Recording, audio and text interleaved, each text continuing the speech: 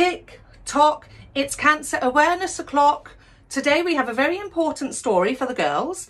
Boys, if there's a female in your life who you may be worried about, please listen because it is very important. Now, we all know that each cancer has a colour ribbon attached to it, and I think we all know that breast cancer is pink. But who can tell me this colour? Which colour is teal associated to? I bet there are a lot of people who don't know, and that's because this cancer, in my view, is not spoken about enough. So, teal is associated with ovarian cancer. And the reason I want to do the story today is because it's the 1st of March, and March is Ovarian Cancer Awareness Month. So, I'd like you to listen to the symptoms. It's a very important one. And at the end, you can look at some photos, and please feel free to laugh because I often laugh at them when I look back. So here we go. January 2017. I had a niggling pain. It wouldn't go away. It was low down on my left side. I couldn't keep the pain at bay. For months I walked around with my hand pressed to my side. It felt really strange, like an alien was inside. My energy was lacking. I slept a lot too. I was always tired. My body I didn't listen to. I got used to feeling ill. It must be the menopause. That's what I told myself, but that was not the cause. And all the time that feeling that something wasn't right, I didn't want to make a fuss, but it was hard to stand upright. It's best not to ignore it if something feels quite wrong. I did nothing. I left it for too long. Eventually I went to the doctor who said I would be fine, but I felt frustrated. There was something on my mind. I spoke to her politely, said, please help me if you can. I feel there's something wrong. Please send me for a scan. The lady who did the scan said, there's nothing here to see. I said, your scan shows nothing, but I'm sick as sick can be. April 2017. I went back for another scan. They took out my appendix. I said, please check my ovaries if you can. 6 weeks on, the pain was even worse. My doctor said, it's just scar tissue from the appendix op, of course. I wanted to punch her. I knew that she was wrong. The pain was not my appendix. I knew it all along. She made me feel like a hypochondriac, but to the doctors I rarely go. I left feeling unhappy. What to do I didn't know. Late September 17, I'd been working for a few months more. One day I was trying to coach a gymnast tumbling on the floor. I was feeling really ill. I felt so unhealthy on that day. I gave her to another coach and then I walked away. I left the gym immediately. I could barely walk. I went straight to the hospital, was worried they wouldn't listen when I talked. When I saw the doctor, I said something is still not right. I was really desperate now and I was prepared to fight. I said, please check my ovaries. He looked at me surprised. I still had a gut feeling and I was very wise. After some scans, the doctor came to my hospital room, and when I saw his face, I could see that I was doomed. I looked into his blue eyes. I searched. They said it all. I was about to receive bad news. I was heading for a fall.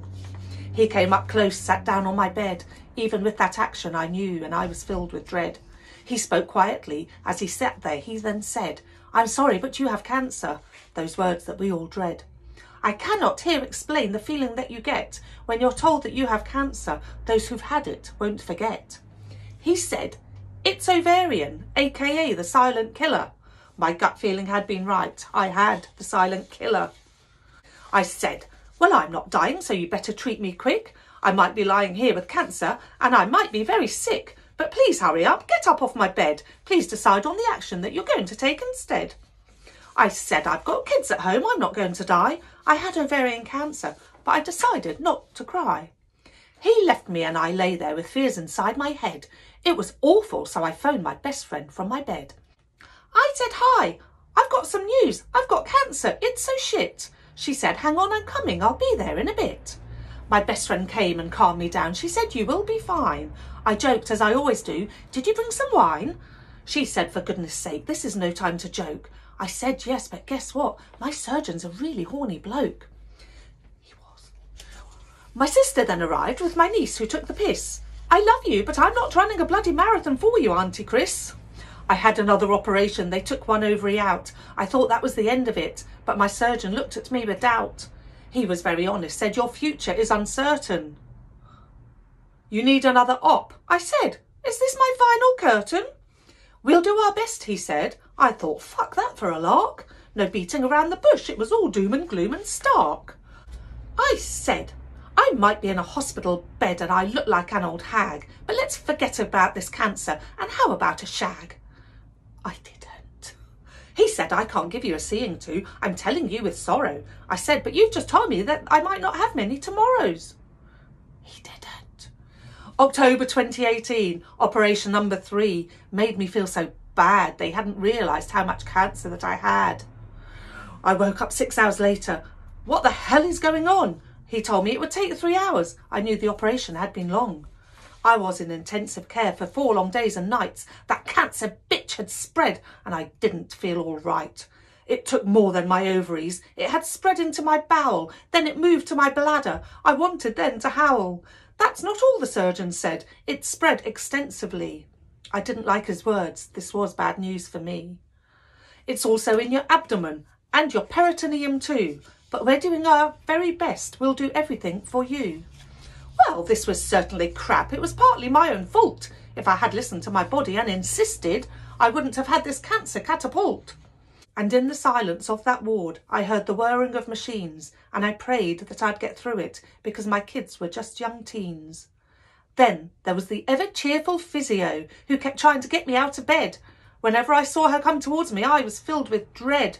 She always had a cheery smile. Come on, let's try to get you in the chair. I wanted to tell her to fuck right off, but I didn't really dare. Sexy surgeon said, you need chemo for 5 months. Oh no, will I lose my hair? Yes.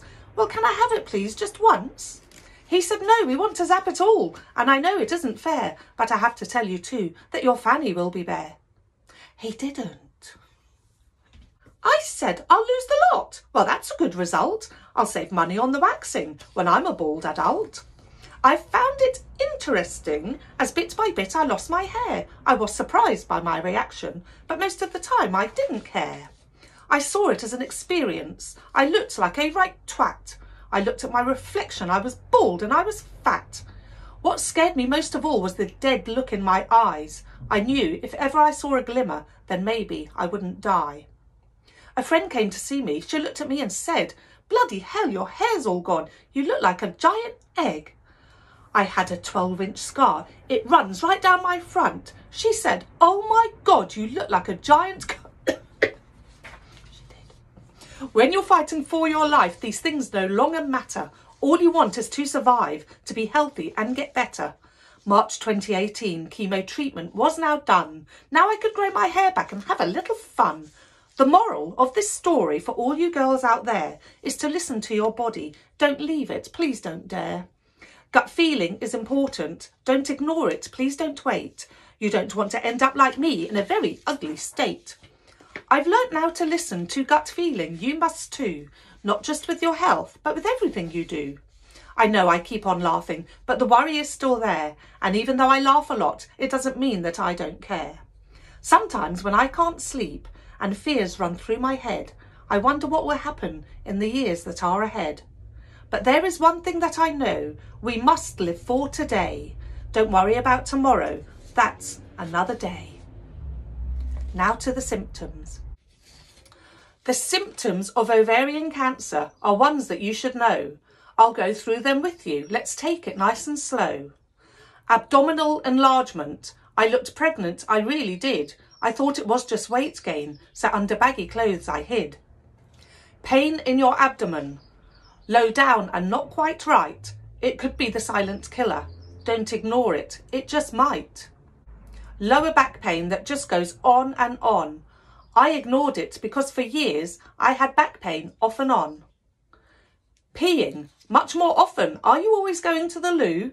It's something to be aware of. That's another symptom too. Weight loss or weight gain.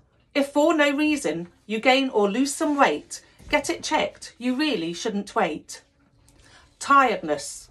I put it down to work. I put it down to stress. I put it down to the menopause. Get it checked. Don't just guess. Feeling full after eating, even if you eat a small amount. Make sure you get checked because every second counts. The reality. Only 20% of ovarian cancers are found at an early stage. Don't wait. It could be too late. I was a twat. Don't be like that.